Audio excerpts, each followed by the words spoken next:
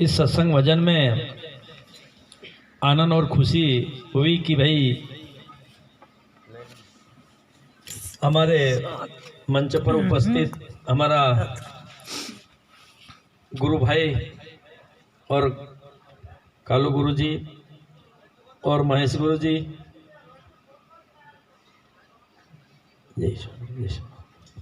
रमेश डावर, दर्जा महाराज, ये सब मिलके दर्जा महाराज ने भी इससे पहले भजन बोला है और अभी ये महेश महाराज ने भी बताया कि गुरु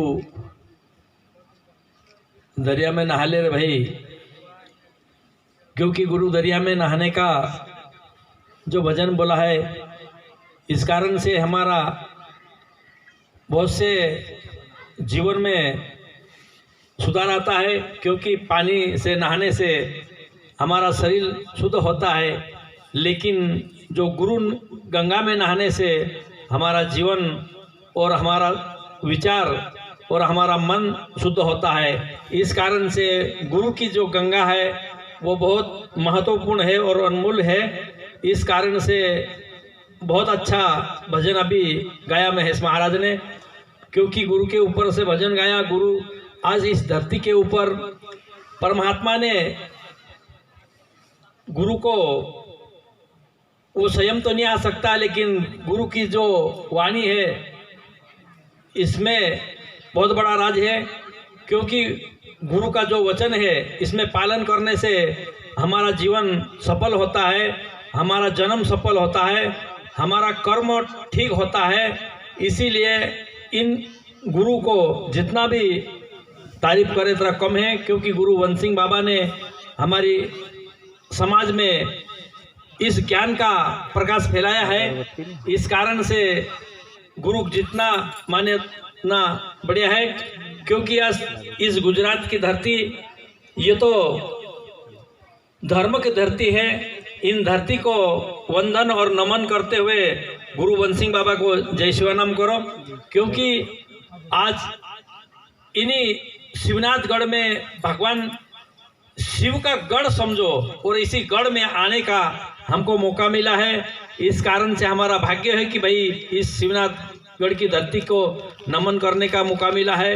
इस धरती को हमने बार बार वंदन करते हुए हमारा शिवपंथी सत्संगन जो कार्यक्रम है, इस कार्यक्रम में हमारा भजन कीर्तन और से ये महाराज ने बताया है, क्योंकि भजन आज का नहीं, ये संत महात्मा का भजन है।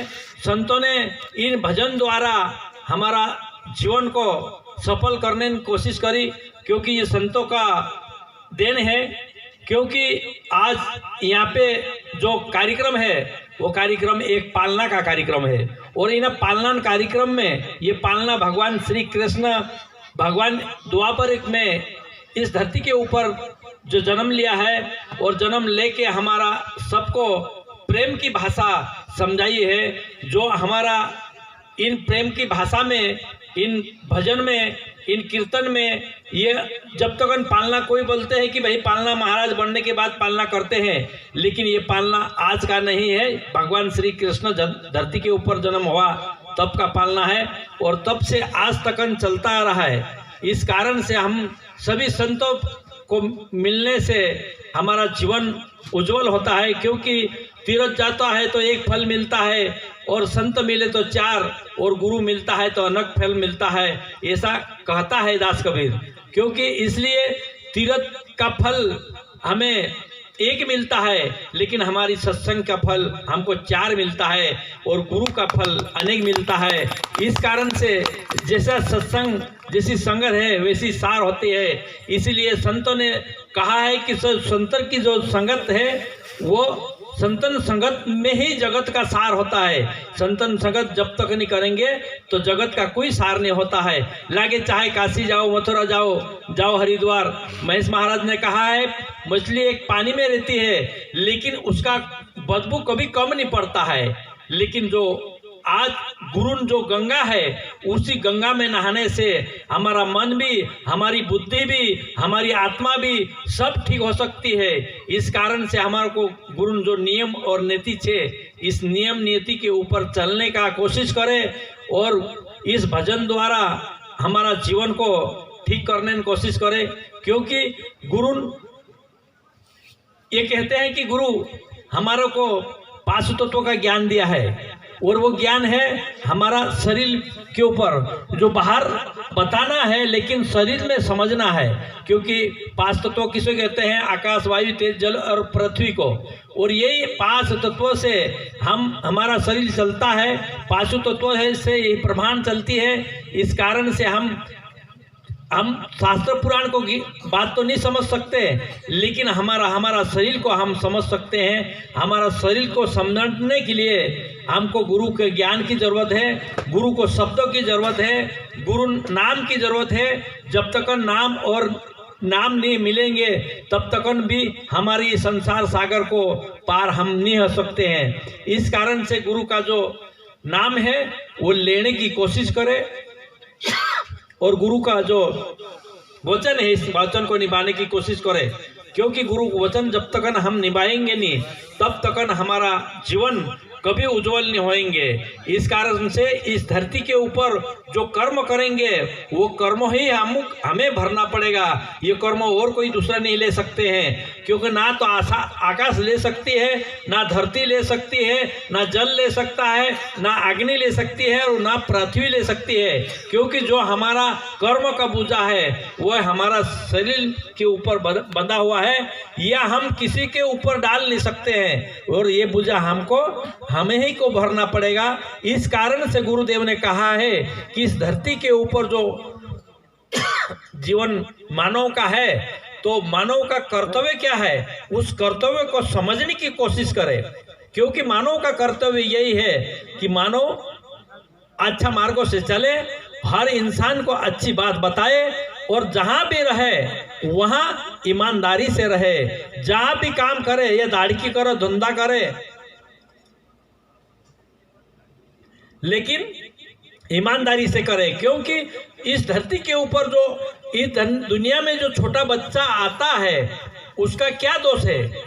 कोई बच्चा अच्छा महल में पैदा हो रहा है तो कोई बच्चा झोपड़ी में पैदा हो रहा है, लेकिन शरीर तो सबका एक है। लेकिन कारण इसका क्या है कि भाई एक झोपड़ी में एक महल में, लेकिन अपना जो कर्म है उस कर्म के हिसाब से वो हमको जन्म मिलता है। इसीलिए हमारा जन्म, आगे का जन्म सुधारने के लिए हमको आज से करना पड़ेगा अच्छा काम। जब तक हम आज से अच्छा काम नहीं करेंगे तब तक हमारा जन्म नहीं सुधर सकता है। और सुधर सकता है कि हम सुधरेंगे तो हमारा जन्म सुधरेंगे, हमारा संसार सुधरेंगे और आगे भी सुधर सकता है। लेकिन हम नहीं सुधरेंगे तो कोई चीज़ सुधरने वाली नहीं है। इसके कारण से हम कैसा सुधरे? हम इस कलयुग से कैसा, काल से कैसा छुटकारा ले? हमसे नहीं छूट सकता। लेकिन हमारा गुरु का जो नाम है, इस नाम से हम इसको कर सकते हैं कंट्रोल। काम करो तो लोभ मोह अहंकार, इसको हम मार नहीं सकते हैं लेकिन कंट्रोल जरूर कर सकते हैं। इस भक्ति में इतनी शक्ति है, क्योंकि शक्ति से ही कंट्रोल कर सकते हैं और तभी हम अच्छा कर्म करने की कोशिश कर सकते हैं। हम अच्छा इंसान बनने की कोशिश कर सकते हैं, हम संत बनने की कोशिश कर सकते हैं, बन सकते हैं, लेकिन गुरु बिना नहीं। गुरु हो तो ही बन सकते हैं।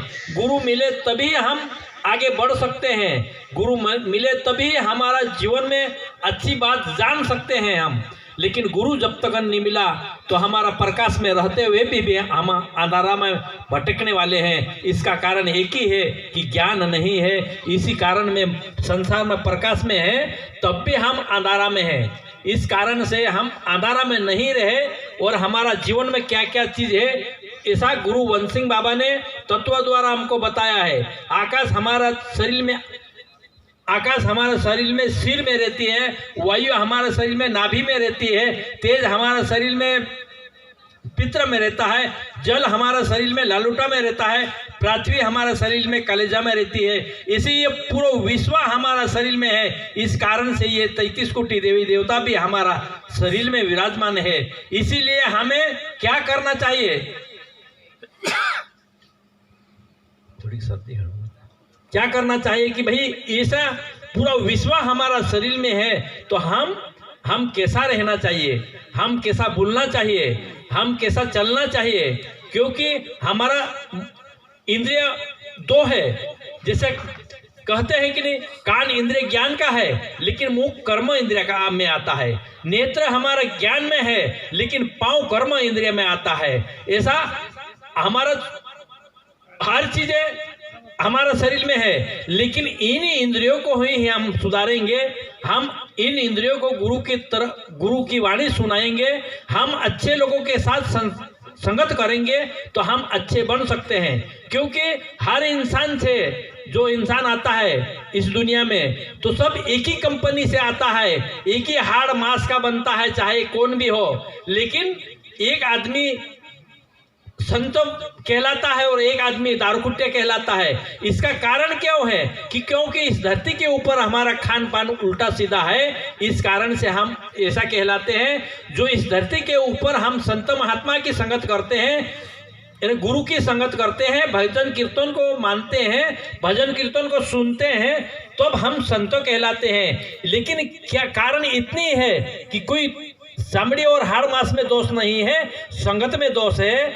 और हम जो करनी करते हैं इस करनी में दोष है। इसीलिए अच्छी करनी करें, चाहे बोलो चाहे गुजरात रहो, चाहे एमपी रहो, महाराष्ट्र में रहो, जहाँ भी रहो वहाँ भगवान का नाम लेते रहो। यही हमारा सबका कहना है, गुरु वंश सिंह बाबा का कहना है, राम नाम का हीरा मोती मैं बिखराऊं गली गली, ले ले रे कोई राम का प्यारा शोर मचाओ गली गली।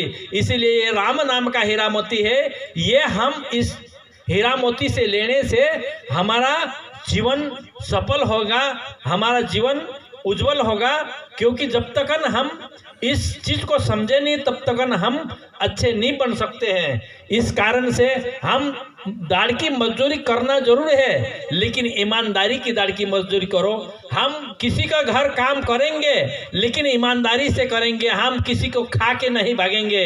क्योंकि हमारा शिव पंथ ऐसा ईमानदार रहना चाहिए, और शिवपंथी की बात आज तक किधर हो भी नहीं गलत और आगे भी नहीं हो सकती। लेकिन आज ये चाहे कोई मानो या मत मानो, जरूर हम दाढ़ की मजदूरी करने वाले हैं। हम कोई सेठ साहूकार तो नहीं है, लेकिन दाढ़ की मजदूरी करेंगे, लेकिन गुरु का नाम लेते रहेंगे, और गुरु का नाम लेते रहेंगे, हमारा भगवान को हम मानेंगे, हमारा कर्मों को हम सुधारेंगे और हम आगे बढ़ने की कोशिश करेंगे।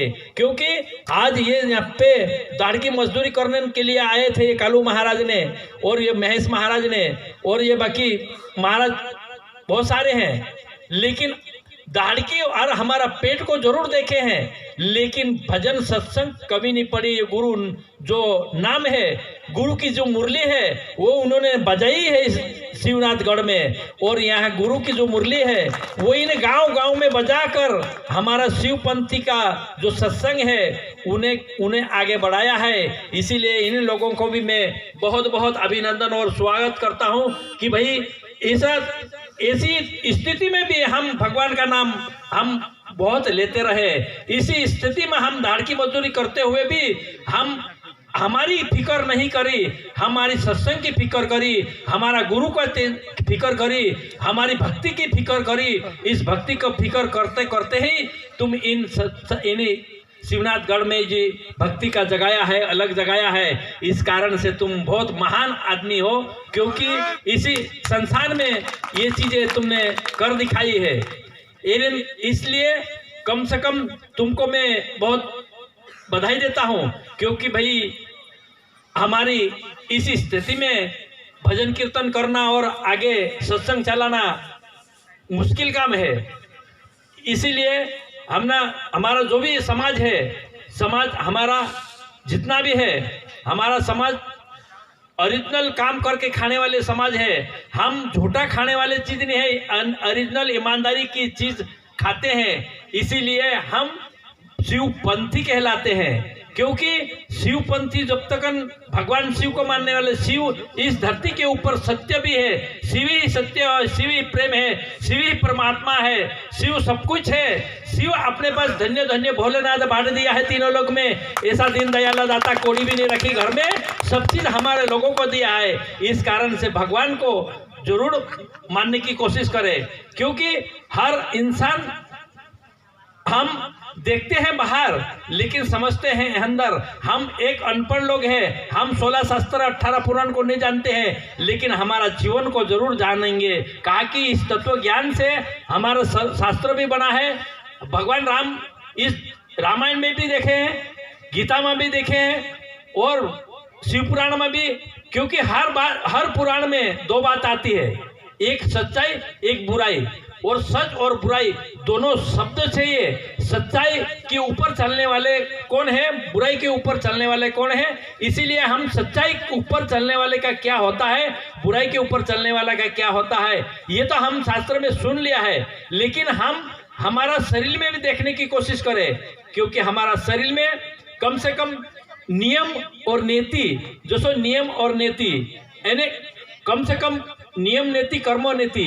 नीति हमारी जब तक साफ रहेगी तब हमारी धोती साफ रहेगी। नीति हमारी साफ नहीं रहेगी तो हमारी धोती भी कुछ काम की नहीं रहेगी।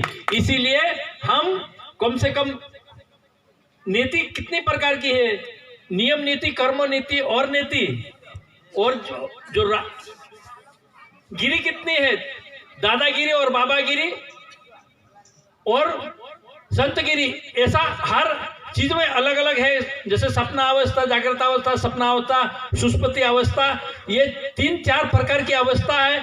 और हमारा शरीर, आज कोई बोलते हैं कि इस धरती के ऊपर हम जो कर्म करते हैं, इस धरती के ऊपर जो कुछ कमाई है, ये हम साथ नहीं ले जाता है, ऐसा कोई बोलते हैं संतो। लेकिन हम इस धरती के ऊपर जो कर्म करेंगे वो साथ ले जा सकते हैं, क्योंकि हमारा एक शरीर यहाँ रहता है, लेकिन सूक्ष्म शरीर, कारण शरीर, महाकारण शरीर, ऐसा शरीर हमारा दूसरा और है। उस शरीर के साथ हमारा कर्म जा सकता है, लेकिन इस शरीर के साथ हमारा ये चीज नहीं जा सकता। इसीलिए कर्म को सुधारो और कर्म अच्छा करो, तब जाके हम हमारा सूक्ष्म शरीर द्वारा हम ले जा सकेंगे और इस कर्म द्वारा हमारा जन्म सफल होंगे। इस कारण से बाकी जो सब लोग अभी इधर भजन बोलने वाला बाकी है, क्योंकि हम इतने बड़े ज्ञानी नहीं हैं, हम इतना बड़ा संत भी नहीं है, हम इतना बड़ा साधु भी नहीं है। क्योंकि मैं तो हम एक आप आदमी के साथ सरीका हूँ, लेकिन हमारा संत था वो गुरु वन सिंह बाबा है, और गुरु वन सिंह बाबा जो भी कर रहा है वो करेंगे। लेकिन हमारा विचार इतना ही ठीक रखो। इतना कहकर बंद करता हूँ, और मेरे शब्द में कोई बोल देते हैं तो माफ कर दो। जय शिव।